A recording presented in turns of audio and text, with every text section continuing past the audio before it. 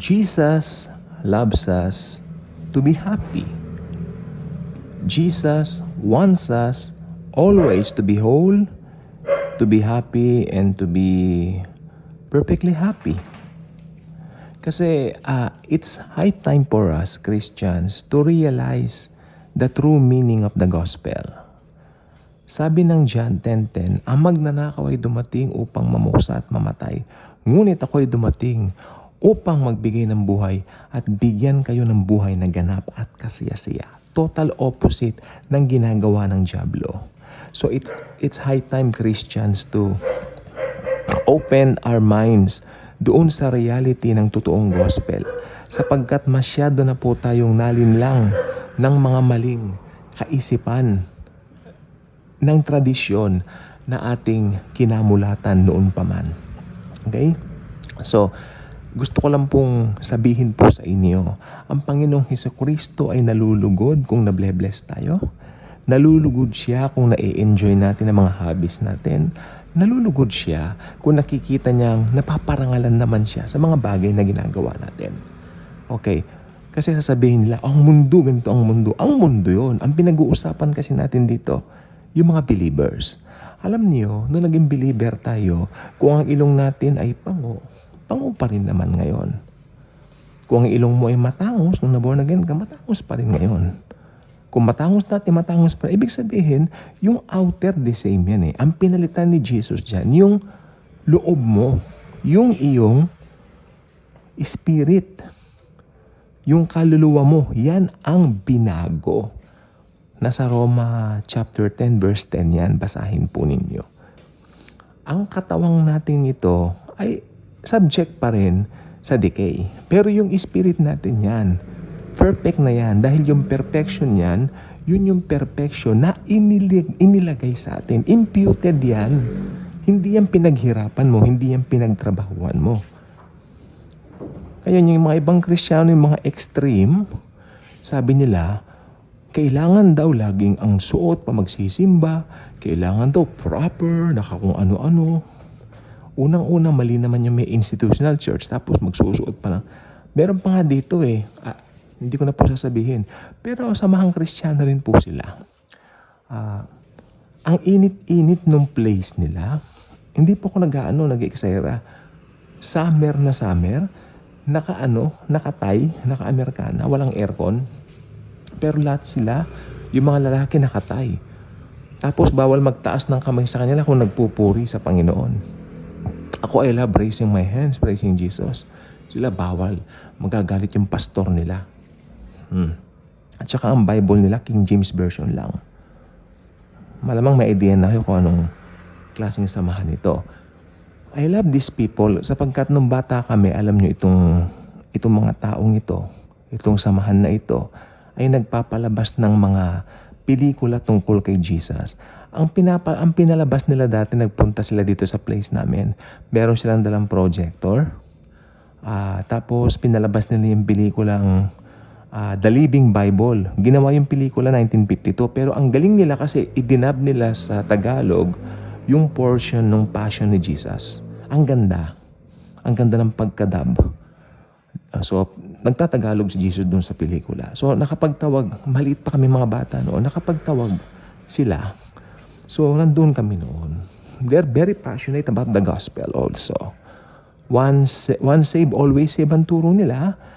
Pero yung paraan ng kanilang sanctification, naniniwala sila na kailangan gagawin mo by your own. So, yan po, doon pumasok yung mali. Kasi ako, naniniwala ako, yung salvation at saka yung sanctification, pareho yan, work ni Jesus lahat yan. Wala tayong gagawin. Naniniwala ako, including nung naniwala ka sa Panginoong Hesukristo, gawa pa rin niya yun. Basahin po ninyo yan sa 2 Corinthians chapter 5 verse 18. Very popular yung 17, di ba? If anyone is in Christ, he is now a new creation. Behold, all things have passed and behold, all becomes new, di ba? Yung 18, tingnan nyo, all this is from God. All this is from God. Lahat ng yan, naniwala ka dahil sa Diyos. Dahil sa Panginoon.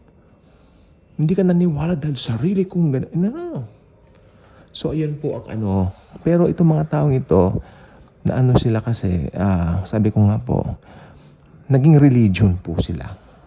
Actually, inaatake nitong mga grupong ito yung mga ribulto, yung mga santo.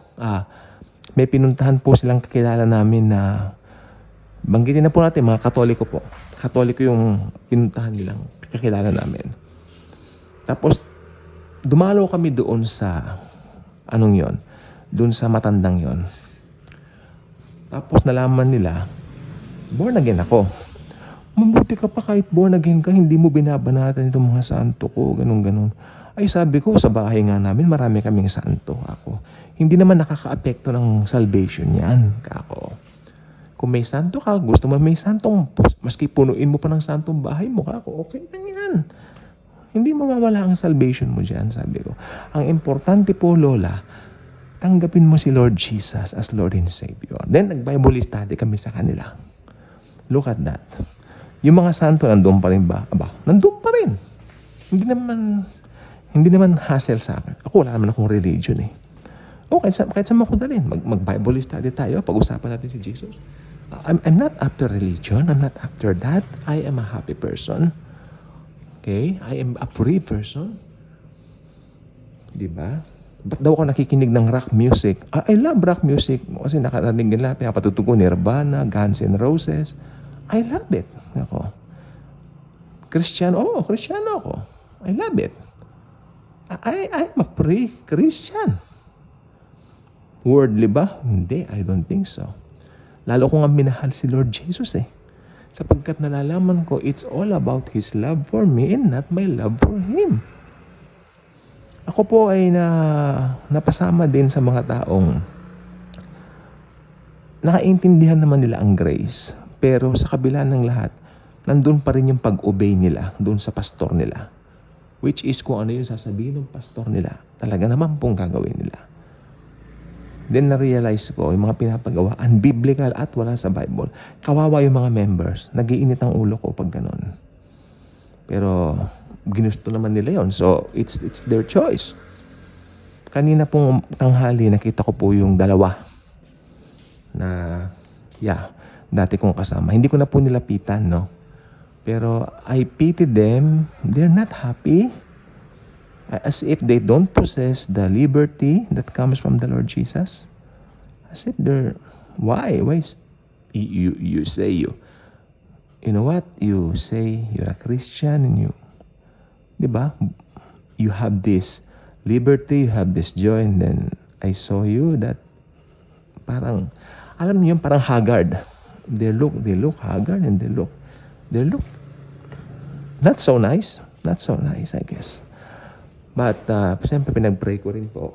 Kasi, only the grace of Jesus can really transform a person.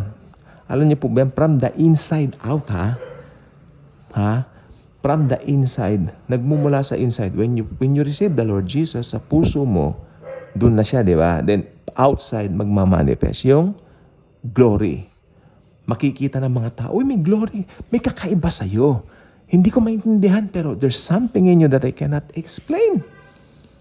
Oh, ganun po yun. Ayun yung glory ni Jesus nakikita sa believer. Born again lang po nagpo-possess niyan. Sorry to say, born again lang po.